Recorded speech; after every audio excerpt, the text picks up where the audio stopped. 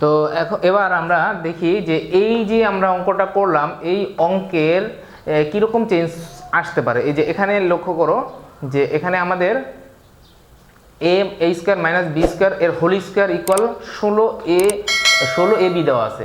তো আমাদের মূল যে অঙ্কটা সেটার দিকে খেয়াল রাখতে হবে। অবশ্যই আমরা যে রকম চেঞ্জ ফিগার আসুক না কেন আমাদের মূল অঙ্কটা কি ছিল এটা অবশ্যই মাথায় রাখতে হবে। তো মূল অঙ্কে ছিল a square minus b square equal 4ab 4√ab।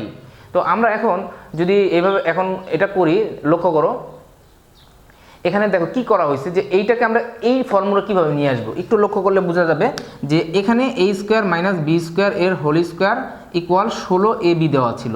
তাহলে এটাকে আমরা যদি a square minus b square equal এই স্কোয়ারটাকে যদি ওই পাশে নিয়ে যেতে √16ab, তো আমরা জানি যে তাহলে a square minus b square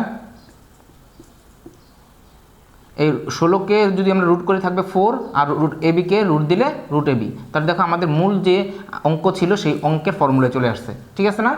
এরপরে দ্বিতীয় যে জায়গাটা আমাদের কাজ করা হয়েছে, অবশ্যই এরকম দেখলেই তো ভয় লাগে, আতঙ্ক লাগে। তো কিভাবে করা যায় সেটা একটু লক্ষ্য করি। যদি এরকম করতে হয় তাহলে এখানেও সেম সিস্টেম, এটারই একটা লাইন বেশি বাড়ানো হয়েছে। তো এটাকে আমরা যখন করব a square minus b square by 4 এর হোল স্কোয়ার ইকুয়াল ab, তাহলে আমরা কাজ করে আলাদাভাবে স্কোয়ারটা দিয়ে দিই। তাহলে a square minus b square এর হোল স্কোয়ার বাই 16 কীভাবে হলো, এই টোটালটার উপর হোল স্কোয়ার দিলাম আমরা আর 4 আর 4 এর উপরে স্কোয়ার দিলাম 16 ইকুয়াল হলো ab। তাহলে কি দাঁড়ায় দেখো a square minus b square equal 16ab, ওই যে এই ফর্মুলাটা চলে আসছে। এরপরে আগের মতো আমরা কাজ করব, সরি এখানে হোল স্কোয়ার ছিল, আগের মতো কাজ করব কীভাবে a square minus b square রাখবো আর হোল স্কোয়ারটা ওই পাশে নিয়ে গেলে √16ab।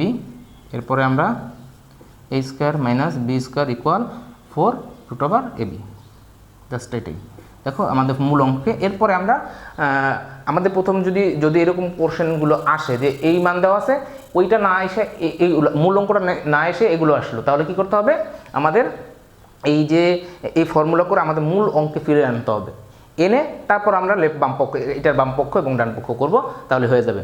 Okay, thank you.